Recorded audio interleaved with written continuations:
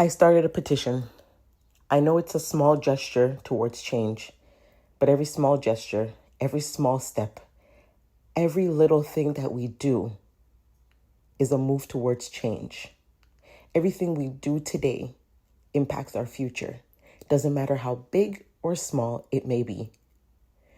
But even if it is sharing something that you've seen online that can make people aware, that is helping. Everything does not have to be monetary. Your voice is powerful. Your voice is helping. In any way possible that you can help, do it. So I started a petition, and I would like you to go to change.org and search Barrels of Silence, Demand a Public Sex Offenders Registry in Jamaica, and add your voice, add your signature. Join this movement. Share it with friends, family, co-workers, your MPs. Send emails, send letters. Help us. Let's help each other to create safer worlds, safer systems that are for us, for our children, our women, our men. Welcome back to Life's Deceits, where truth meets healing and silence is no longer our default.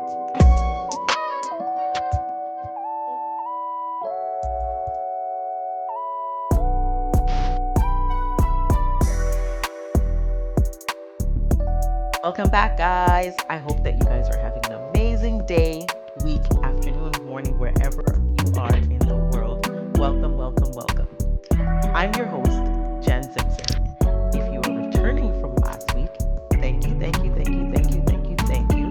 so much for returning, for coming back to sit with me, chat with me, and tune in to my channel. To the new subscribers, welcome, and I hope you guys are going to enjoy every single episode. Dive in, go back and watch previous episodes, start connecting, comment, subscribe if you haven't. Subscribe before we continue. Hit the like button. Show your girl some love. That one, last week, our episode, it was a hard one. And if you didn't get the chance to watch it, please take your time to go ahead and watch it. Click the link below after. The Tragedy of Kelsey Fergan. It's a beautiful name. I love the name. And she is a beautiful young girl. She was only 9 years old, and her life was stolen from her. It was a really, really hard episode for all of us, especially for me. And yet, here we are.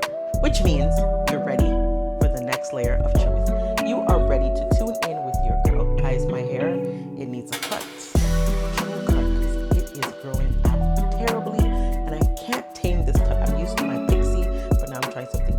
Growing out on me, and I don't know what to do. Any suggestions? How would you like the color? It's fading. It needs a refresher, which hopefully I'll get done this week. So please, guys, don't make fun of my hair. It needs touch up. Everything. How are you guys doing? How are you? How was your weekend? How was your day? To my Canadian listeners, happy belated Victoria Day. Happy belated Victoria Day.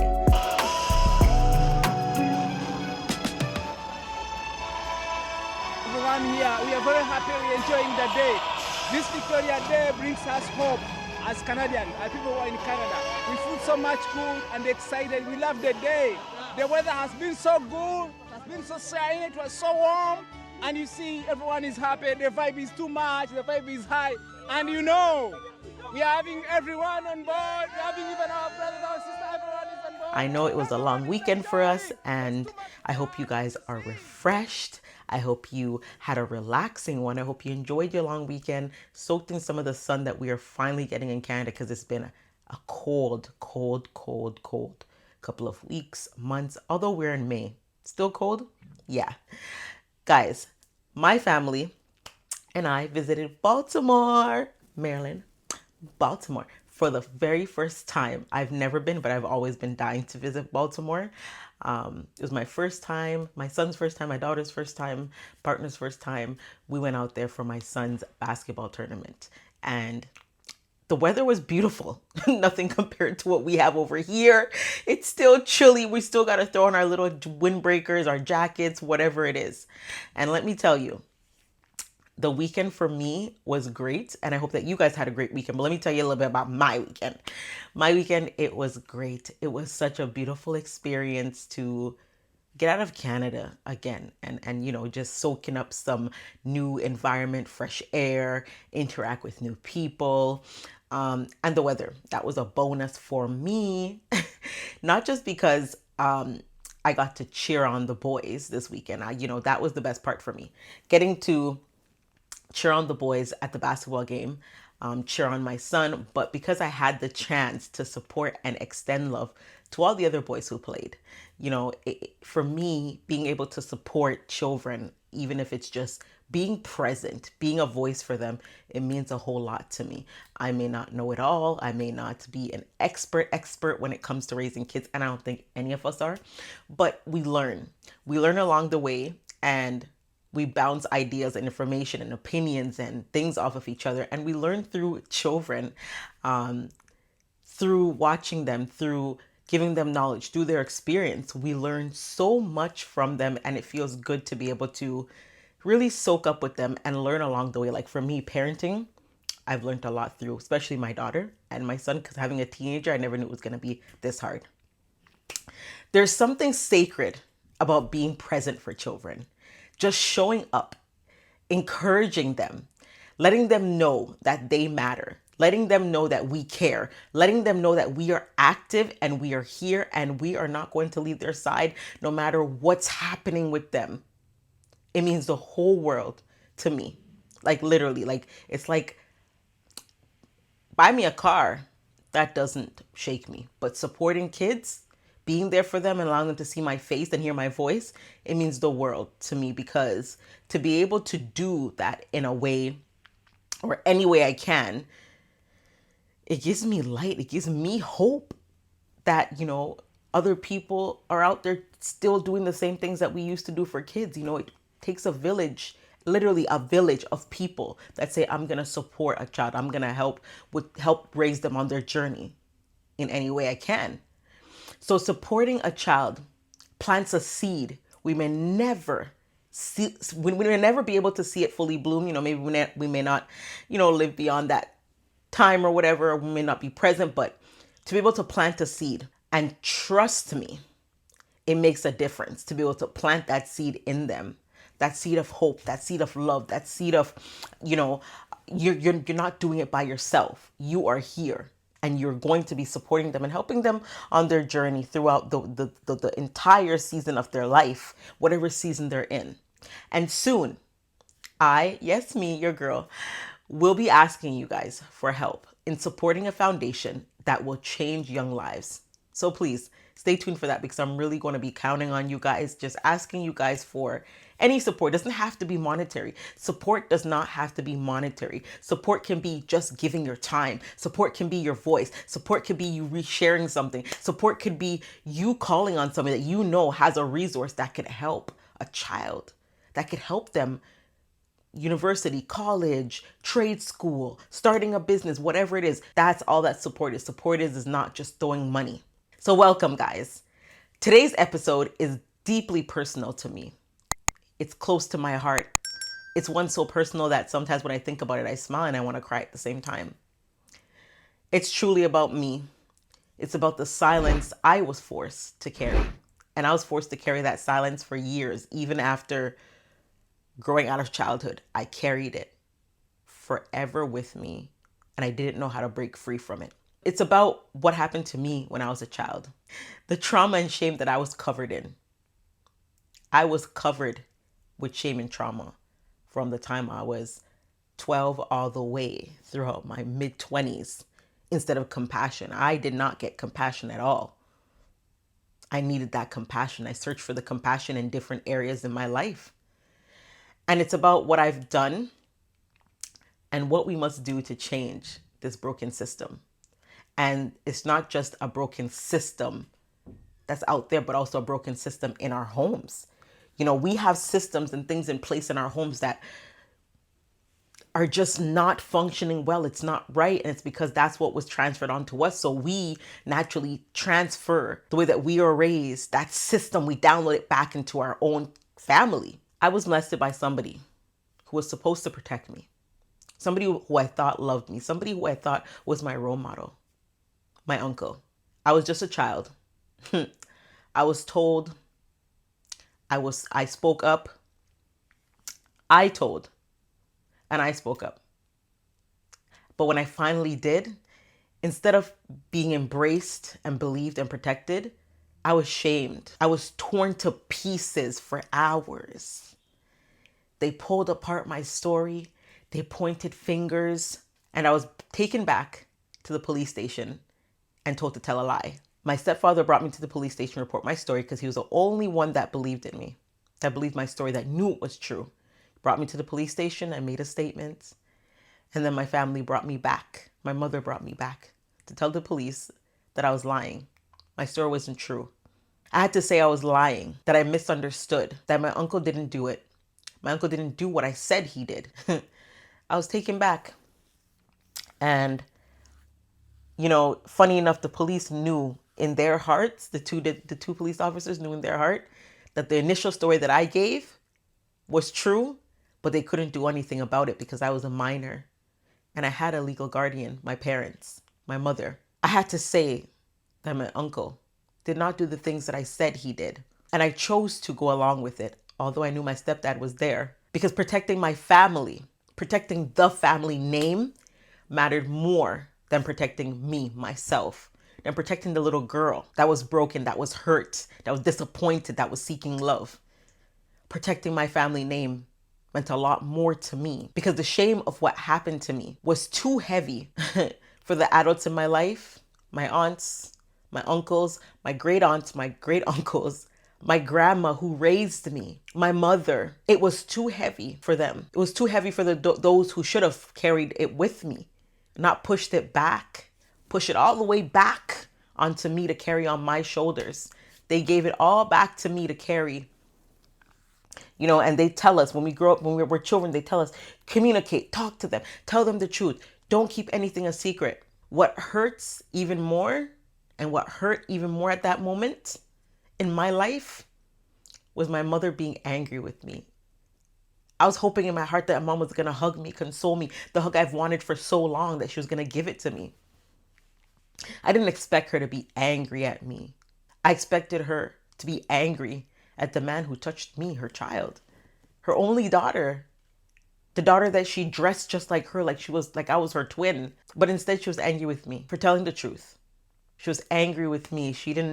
After that, everything changed. She didn't want anything to do with me. She treated me differently, name calling, treated horribly.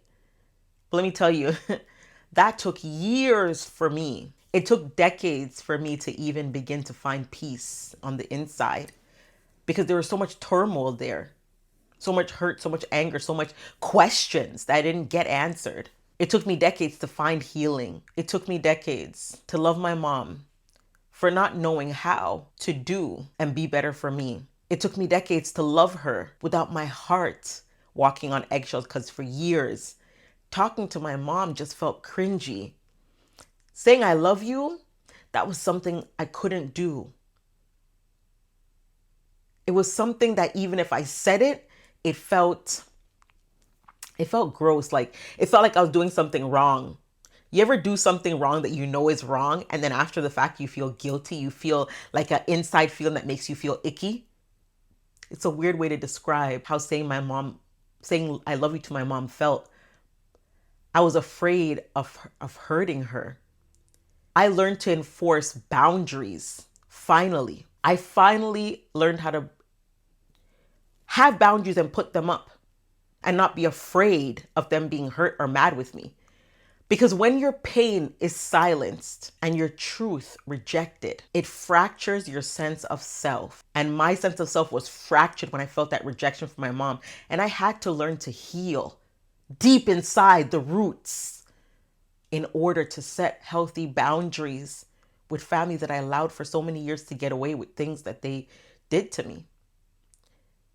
And so many of us are walking around fractured. We're walking on eggshells, not knowing what to do with those pieces that feel uneasy. And my story, although I didn't go into deep detail, but you guys remember, that's why I created Life's Deceit. I created Life's Deceits for other people who are walking fractured on eggshells. That's why I created the mirror method. We talked about it a little bit last week, but not in full detail yet. I created Life's Deceits and the mirror method, not for myself, but for other people who have experienced and who are experiencing what I experienced. Maybe not similar, maybe not the same, but experiencing something of the sort. Healing doesn't just happen overnight. It doesn't just happen to us. It's not a wish. It's a commitment. It's a commitment I had to make to myself, and you have to make to yourself, to be healed and want to heal. I created the mirror method. The mirror method is the framework I created to help others walk through the transformation I had to fight for. I had to fight for that transformation I wanted in my life because that transformation just wasn't coming. I was succeeding. I went to school. I got the career. I started making the money, and I did everything I said I was going to do. Everything that my mom said I wasn't going to be, I became it. The mirror method. M, meet yourself where you are. Acknowledge the truth of your pain without judgment. You don't have to. You do not have to. You don't have to have it all figured out. But you do have to start by being honest with yourself. And that will take time. But when you get to a place of, I can be honest with myself, you got to be brutally honest with yourself. It's like taking off your clothes and looking at yourself in the mirror and just saying honestly how you feel about yourself and the things that you went through and the things that you want for yourself. And I investigate those wounds. Investigate the wound and where it came from. Where did it stem from? Ask yourself, what happened to me? What happened to me? What story have I been carrying? What story have I been nursing and hiding? What lie was told about my worth, my body, my silence? Ask yourself these questions. Investigate them. Investigate the answers. Write them down. Take notes because you will go back to them. And the R, reclaim. Reclaim that voice of yours. Reclaim your voice. This is part of where we speak, where we name what happened to us. Name it, call it out, know it, not for revenge, but for release. This is where we write our truth out loud, speaking it. And if you're not ready to speak it, write it down. Write it down. Write it down. R, rewrite your narrative. Rewrite the narrative. Your past shaped you, but it doesn't define who you are. It doesn't define you. It doesn't define who you are going to become. It doesn't define who God called you to be. We take the pen back. I took the pen back, and you can take the pen back. And I'm going to make sure you take the pen back. Take the pen back and create a story where you are your hero. You are the hero, not a victim. You are not going to stay in victim mode. You're going to take the pen and rewrite your story and where you want to be. And the O, own the healing. Own your healing. Say it with me. Own my healing. No one can do the work for you. I can't do the work for you. I can give you the tools, but I can't do the work for you. You got to do the work yourself. Whether it's therapy, community, boundaries, meditation, prayer. Prayer, even if you don't know how to pray, it's like talking to a friend, talking to a loved one, talking to yourself. That's praying. Privately. Whatever tools you need, whatever works for you, use them with intention, with healthy intention. Use them, utilize them. And it doesn't matter what anybody thinks about it. The R, rise again. I had to learn to rise again. This is the rebirth. This is the after. After you've acknowledged and embraced yourself, you may still feel scared. Trust me, because I did. I was scared. I didn't want to, none of that. But you are no longer bleeding.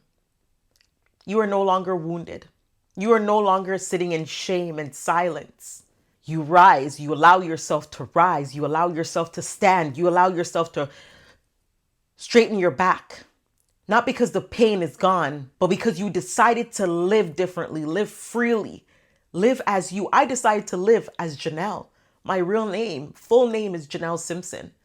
Jen Simpson. I allowed myself to live without that shame, without my hair no longer covering my eyes because I didn't want anybody to see what was behind there, what was inside me screaming out. This is not a one-time process. It's a lifelong journey. Healing is a lifelong journey because each moment you have something that may pop up and remind you of your past. But guess what? You already know the routines. You know the tools. You have them. You have the resources on the inside to go back and do that work. And every time you choose, every time I chose to speak, I move and you move one step further away from that shame that you felt for so long and one step closer to freedom. When I chose to create the mirror method, when I used the mirror method for myself, I didn't know what I was doing, but I knew that I needed to find what worked for me because everything that works for everyone else won't work for me. And I knew that.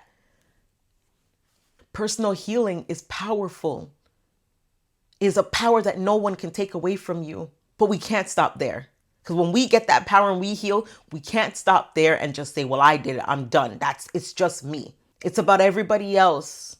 Because what happened to Kelsey Fergan and what happened to me will keep happening if we don't change the system. And that includes the intergenerational systems within our family, within our friend circle, within our communities. We got to change those systems and we got to do it together. And I can't wait to take my trip to Jamaica because there's some work that I need to do again and get started on and rebuilding, not just end it there. And here's what we can do to make real change in Jamaica. The changes that we can make together, the changes that we can reach out to each other and join forces and be like, this is what we need to do.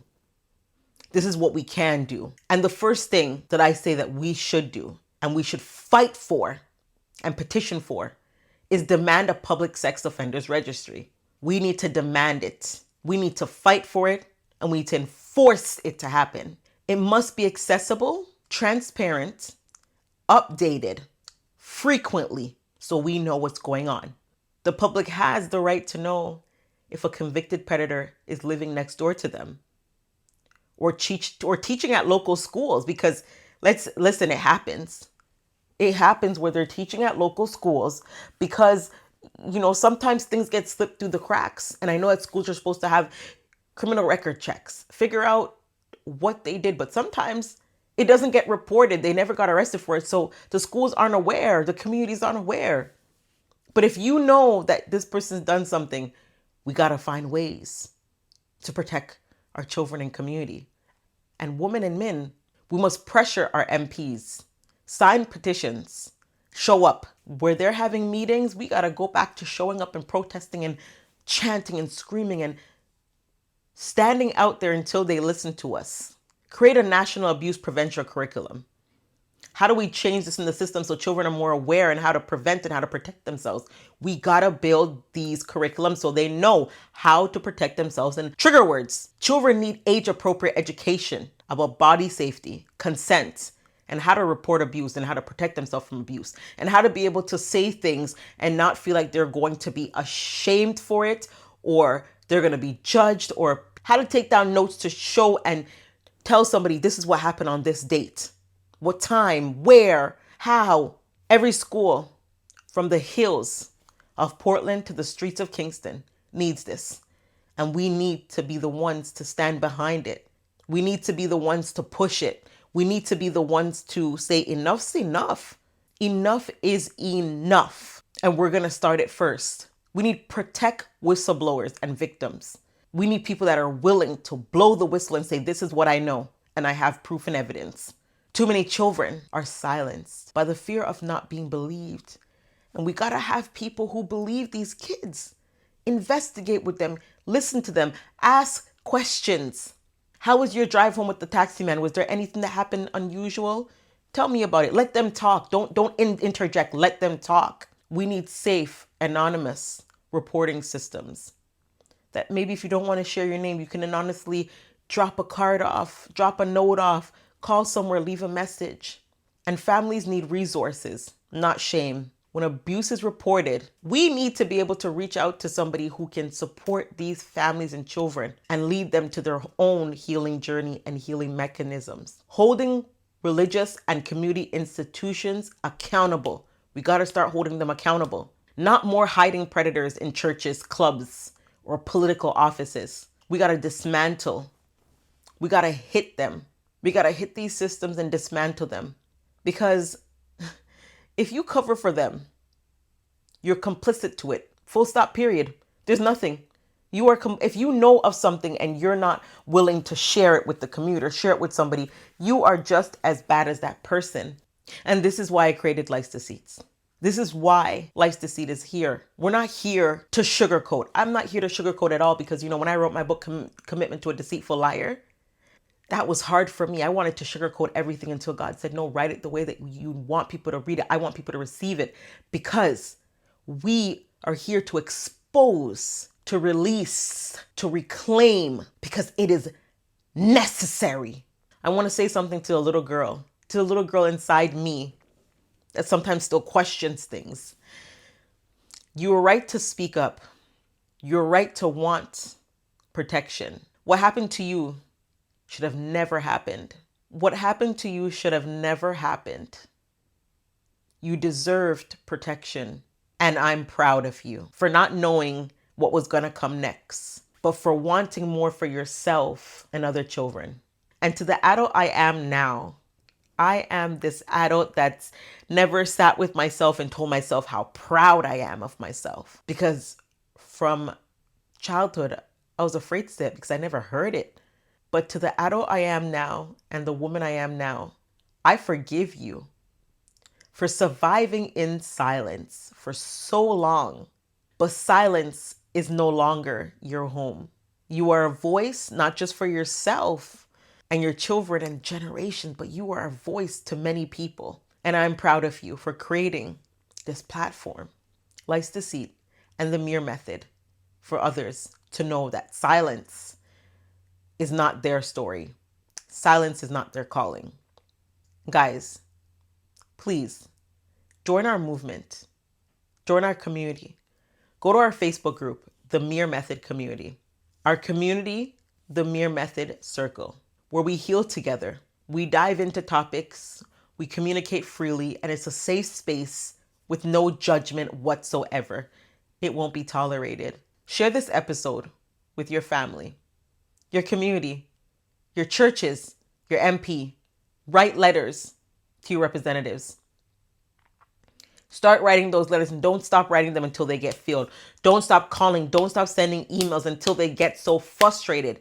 They will have nothing but to listen to our demands and the things that are needed for our children and our women and the things that are happening all across the world, not just Jamaica.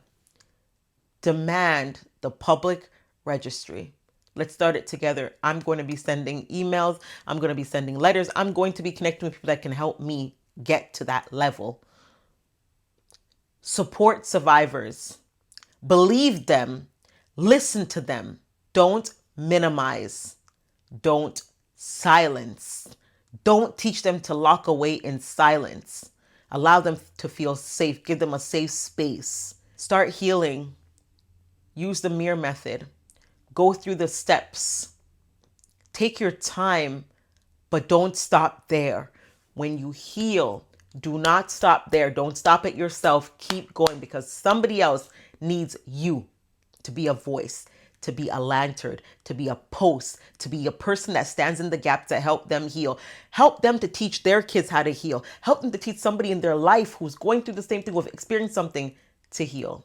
To sweet Kelsey, to Adriana, to every child silenced or stolen, we will not forget you. We will honor you. We will build a world where children are safe, believed, and free. That is our promise to you. That is my promise to you. This is the promise from the Life's Deceits community, that we are going to create systems. We're going to create avenues. We're going to create platforms that protects and allows you to feel safe and free. And we are going to dismantle this system that does not work to protect and love our children. To the listeners, you are not alone. You are never alone. You are not broken, and your voice matters. Your voice is that reminder to people that I have people waiting to support me. I don't have to carry this burden, this shame, this silence in me alone. Healing is not a dream. It is a choice.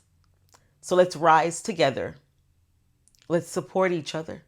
Let's love each other. Let's embrace each other. Let's teach each other. If this episode touched you, if it resonated with a part of you, a piece of you, somewhere in you, or maybe it's for somebody who you know that is going through something, that silence, that you know is feeling ashamed and just can't release, please subscribe. Please share it. When we share, we are making a difference. Tag us on TikTok, Instagram, or Facebook. Let us join each other in what we're trying to do. And I need to remind you guys that we can't do it alone. So while you're doing it, think about ways how we can complement each other. Maybe you've seen somebody else's video or channel that can sharpen you and you can sharpen them.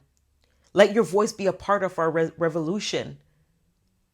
Let us all join forces and support and love and break these systems that we know can't live on anymore, needs to be changed and transformed.